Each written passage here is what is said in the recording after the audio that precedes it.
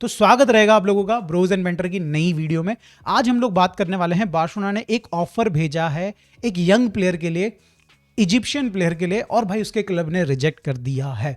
हम लोग इसके ऊपर डिटेल में बात करने वाले हैं। इसके सिवाय दो और यंग प्लेयर को बार्सिलोना ट्रैक कर रही है। दीज आर डिफरेंट प्लेयर्स, तो हम लोग इनके ऊपर थोड़ा सा डिटेल आपके साथ शेयर करेंगे। And then we will be talking about Frenkie de Jong की जगह खतरे में नजर आ रही है इस समय पे बार्सिलोना की जो मेन टीम है उसमें।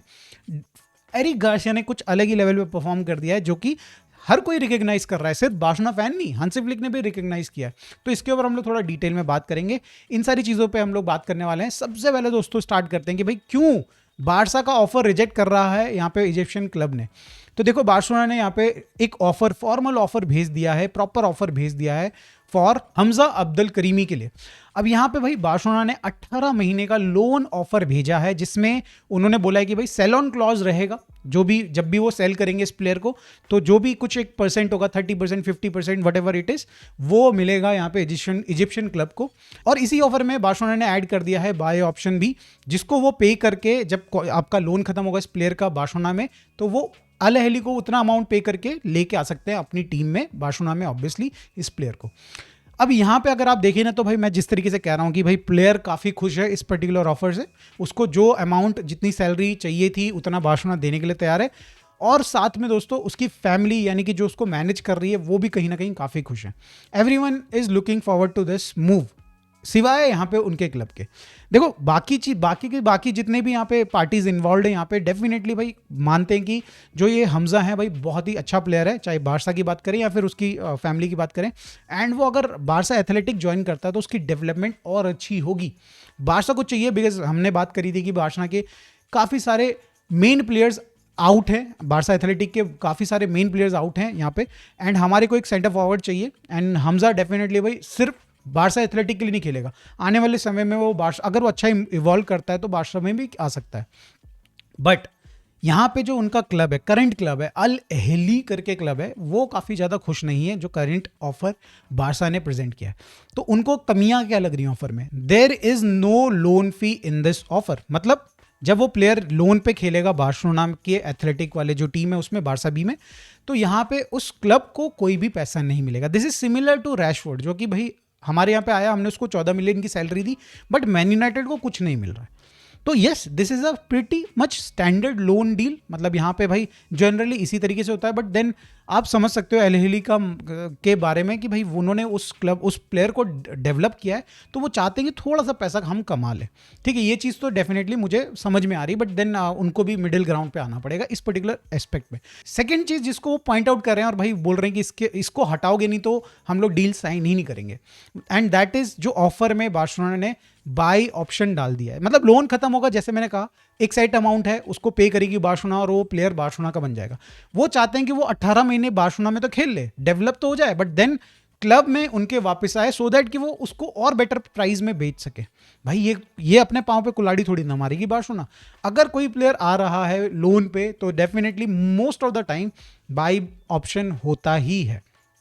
ठीक है, तो यस, बार्सिलोना उनको सेल ऑन क्लॉज दे रही है, 30% जब भी बारसा सेल करेगी मिलेगा यहाँ पे अल अहली को, बट उनको ये बाय ऑप्शन सही नहीं लग रहा है।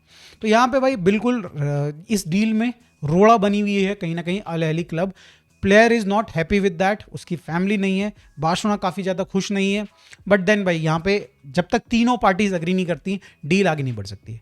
तो यहाँ पे जब भी कोई नई अपडेट आएगी दोस्तों, मैं आपके साथ शेयर करूंगा।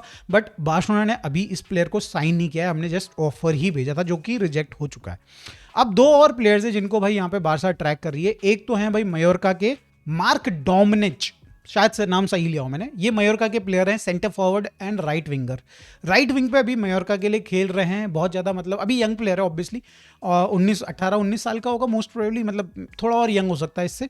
थोड़े बहुत चांसेस यहाँ पे मयोर्का ने डेफिनेटली उनको दिए हैं। लगभग 118 मिनट्स उन्होंने खेले और एक असिस्ट दिया उन्होंने अभी तक, जितना भी उन्होंने मयोर्का के लिए फुटबॉल खेला इस सीजन में। आपको याद होगा दोस्तों कि पाब्लो टोरे की जब डील हो रही थी, इस प्लेयर को हम लोग स्वैप करना चाह रहे थे, अगर आपको याद हो तो।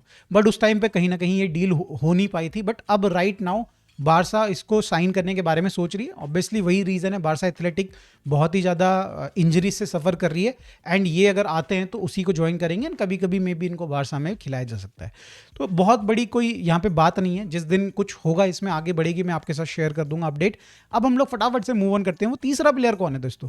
आपको याद होंगे हमारे एक लेजेंड, बारसा लेजेंड भाई सैमुअल एटो, उनका बेटा 24 साल का लड़का, जो कि भाई आई बिलीव सो बहुत कोई बढ़िया फुटबॉलर शायद से नहीं है, बिकॉज क्योंकि 24 ईयर ओल्ड अभी तक भाई बहुत ज़्यादा रिकग्नाइज नहीं हुआ है। तो दैट मीन्स कि अगर बारसा इसके पीछे जा रही तो कंप्लीटली यहाँ पे बारसा एथलेटिक के रोल में ही है। मतलब आई डोंट थिंक सो कि कभी वो आगे क्रैक करके बारसा में आ सकता है, बट अगर भाई उसके अंदर टैलेंट है तो आ भी सकता है। तो दोस्तों ये तो रहे वो 3 प्लेयर्स जिसको बार्सिलोना ट्रैक करी है ना, ऑफर भी कहीं ना कहीं प्रेजेंट करने वाली है आने वाले समय में। अब हम लोग आ जाते हैं दोस्तों, फ्लिक का कल इंटरव्यू हुआ, उसमें पूछा गया कि भाई एरिक गार्सिया पे आप बहुत ज़्यादा यूज़ कर रहे हो, क्या हो गया है?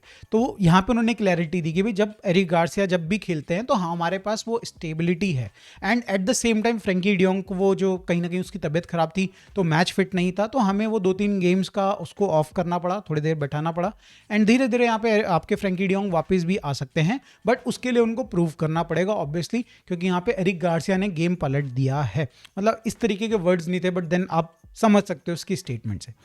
अब यहाँ पे भाई जिन लोगों ने फुटबॉल देखा है पिछले 3-4 मैचेस में, जब आपके Eric Garcia as a DM खेले थे, तो पहले जब उन्होंने फर्स्ट मैच खेला था जब फ्रेंकी डियोंग नहीं खेल रहे थे, तो वो खेले थे डबल पिवट विद पेड्री। उस गेम में आपने देखा एरिक गार्सिया काफ़ी अच्छा कर रहे हैं एंड थोड़ी रिस्पॉन्सिबिलिटी उन्होंने ज़्यादा ली इन टर्म्स ऑफ भाई डिफेंसिव ड्यूटीज़ की एंड वो जो रन्स बनाने की, जो कि पेड्री के साथ कहीं ना कहीं हमें पता है कि भाई एक प्लेयर ऐसा चाहिए जो उसके लिए रनिंग कर सके और डर्टी वर्क भी कर सके।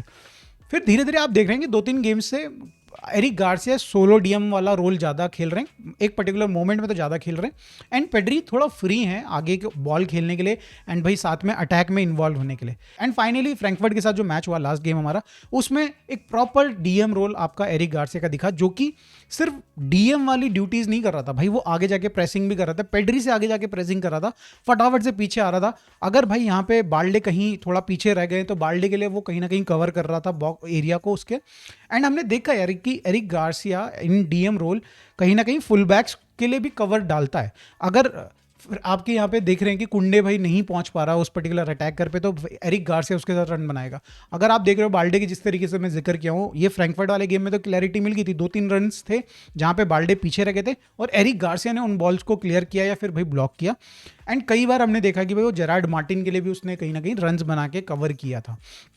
तो दैट टेल्स यू कि भाई एक बंदा जो पूरे दिन दौड़ रहा है, पूरे 90 मिनट्स दौड़ रहा है, वो ऐसा भी नहीं कि वो सिर्फ डिफेंडर्स को कवर कर रहा है भाई, आप उसको देख सकते हो बॉक्स के अंदर भी वो अटैक भी बना रहा है साथ में। आप देख सकते हो कि वो उन प्लेयर्स पे जा रहा है जो कि मतलब बहुत डीप खेल रहे हैं सामने वाली टीम के लिए। तो दैट मीन्स कि भाई वो पूरे के पूरे पिच पे दौड़ रहा है, भाग रहा है एंड ये चीज़ पसंद आई है आपके यहाँ पे हांसी फ्लिक को। हांसी फ्लिक को दिख रही है कि भाई डिफेंसिव वाइज वो थोड़े और स्टेबल हो गए हैं, बिकॉज एक बंदा और बढ़ गया है डिफेंसिवली ड्यूटीज देने के लिए एंड प्रेस करने के लिए। तो वो समझ रहे हैं यहाँ पे कि भाई फ्रैंकी डियोंग जो कि ऑब्वियसली टेक्निकलिटी वाइज अगर आप देखें तो ज़्यादा बेटर है, बट पेड्री के साथ अगर आपको एक प्लेयर चाहिए तो वो रनर, वो डर्टी वर्क करने वाला प्लेयर होना चाहिए। तो यस, यहाँ पे ऐसा लग रहा है कि भाई एरिक गार्सिया को और चांसेस मिलने वाले हैं। पर्सनली अगर आप मुझसे पूछोगे तो मैं भी अग्री करूंगा इस चीज़ से। मैंने देखा यार फ्रैंकी डियोंग को 2-3 मैच खेलता है, हाई इंटेंसिटी पे खेलता है and then comes a match जहाँ पे भाई वो 70th मिनट पे एक ऐसी रन डिफेंसिवली एक ऐसी रन बनाने का टाइम आता है कि भाई बॉल को आपको रिकवर करना है, बट फ्रैंकी डियोंग बहुत ही स्लो दौड़ता है उस पर्टिकुलर प्लेयर के पीछे। तो यहाँ इस मोमेंट पे भाई जब आपके फेफड़े खत्म हो चुके हैं, आपकी इंटेंसिटी खत्म हो चुकी है, आपका स्टैमिना खत्म हो चुका है, ऐसे मोमेंट पे मेंटेलिटी आती है सामने और भाई वहाँ उन सब चीज़ों पे मुझे पर्सनली लगता है कि एरिक गार्सिया थोड़ा सा बेटर कर रहे हैं। मैं अगेन यही कह रहा हूँ कि भाई टेक्निकलिटी वाइज फ्रैंकी डियोंग भाई बहुत ऊपर लेवल पे एरिक गार्सिया से, बट क्या अभी एक्चुअली हमें वो टेक्निकलिटी की ज़रूरत है जब हमारे पास पेड्री है, वो जो मिडिल पार्ट ऑफ द आपका मिडफील्ड है उसको कवर करने के लिए? तो थोड़ा सा मुझे लग रहा है कि हांसी फ्लिक ये सोच के चल रहे हैं कि थोड़ा हमें डर्टी वर्क करने वाला बंदा चाहिए। तो दोस्तों आप लोगों की क्या राय है प्लीज कमेंट में जरूर बताइएगा। वीडियो में बस इतना ही। Thank you so much for watching this video. अगर अच्छी लगी हो तो लाइक कर दीजिए, चैनल को सब्सक्राइब कर दीजिए। मिलते हैं दोस्तों नेक्स्ट वीडियो में। Bye for now, take care.